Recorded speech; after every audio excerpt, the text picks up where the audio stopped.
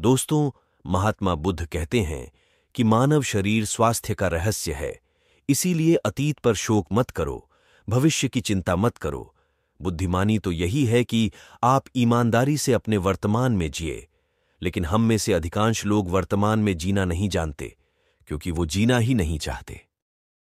उन्हें तो अपने बैठ हुए कल की चिंता करनी है, आने वाले भविष्य की चिंता करनी है। और यदि आप वर्तमान में जी सकते हैं तो कोशिश करके देख लो, आपका मन और आपका शरीर पूरी तरह से स्वस्थ हो जाएगा। एक बार जब आप वर्तमान में जीने लगते हैं तो ना ही आपको अतीत के बीतने का दुख होता है और ना ही आने वाले भविष्य की कोई चिंता रह जाती है, बल्कि वर्तमान में चलने वाली आपके सांसें भी आपको वह आनंद देगी जो आज से पहले आपने कभी भी अनुभव नहीं किया होगा। दोस्तों, आज की ये कहानी हमें कुछ ऐसा ज्ञान देने वाली है जिसे पूरा सन्न लेने के बाद आप अपने भूतकाल और अपने भविष्य कल को कहीं पीछे छोड़कर कहना वर्तमान में जीना सीख जाएंगे। तो यह कहानी शुरू होती है एक व्यक्ति से। वो व्यक्ति अपने जीवन में बहुत दुखी था, बहुत परेशान था। वह एक पहाड़ की चट्टान पर बैठकर रो रहा था, बिलख रहा था। तभी वहां से एक बौद्ध भिक्षु गुजर रहे थे।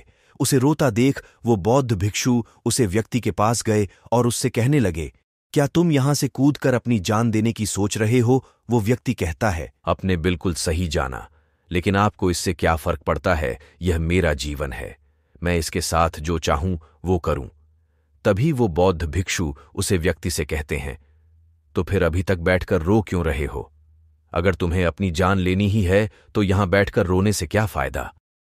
इस बात को सुनकर वह व्यक्ति थोड़ा सा क्रोधित हो जाता है और उसे बौद्ध भिक्षु से कहता है, देखिए महाराज, मैं यहां पर जो करने आया हूं वह तो मैं करूंगा, लेकिन आपको इसमें दखल अंदाजी करने की कोई जरूरत नहीं।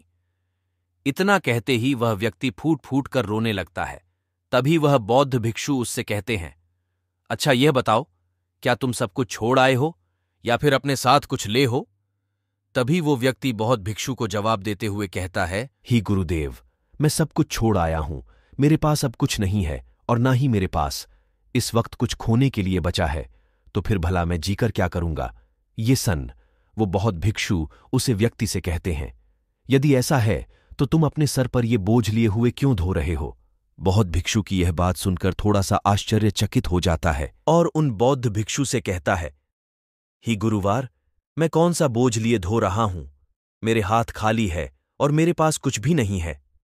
तभी वह बौद्ध भिक्षु कहते हैं, तुम्हारी सांसें भी ठीक से नहीं चल रही हैं। तुम आए तो हो यहां दुनिया छोड़ने और आउटपुट कर रो भी जा रहे हो। एक खाली इंसान कभी भी ऐसा नहीं करता जो कंगाल हो चुका हो, जिसके पास और कुछ न बचा हो, वो भला क्यों रहेगा?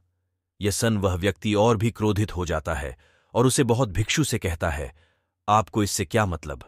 तभी वो बौद्ध भिक्षु उसे व्यक्ति से कहते हैं, क्या तुमने कभी अपने अंतर की ओर झांकने की कोशिश की है? तुमने कितना बोझ उठाया हुआ है? तुम अपने जीवन में कितना कुछ बोझ लेकर अपने इन दो कंधों पर धो रहे हो? इन सभी बोयों को कब तक इन बोयों को यहीं पर उतार दो और थोड़ा सा हल्का हो जाओ। कब तक इन बोयों के तले दबे रहोगे? जैसे ही उसे व्यक्ति ने उसे बौद्ध भिक्षु के मुंह से ये सारी बातें सुनी, वो तुरंत ही उनके चरणों में गिर पड़ा और उनसे हाथ जोड़कर कहने लगा, आने वाले भविष्य की चिंता करनी है और यदि आप वर्तमान में जी सकते हैं तो कोशिश करके देख लो, आपका मन और आपका शरीर पूरी तरह से स्वस्थ हो जाएगा। एक बार जब आप वर्तमान में जीने लगते हैं तो ना ही आपको अतीत के बीतने का दुख होता है और ना ही आने वाले भविष्य की कोई चिंता रह जाती है। अगर ये वीडियो आपको अच्छा लगे तो इस चैनल को प्लीज सब्सक्राइब कर लें और इस वीडियो को अपने दोस्तों के पास शेयर जरूर करें।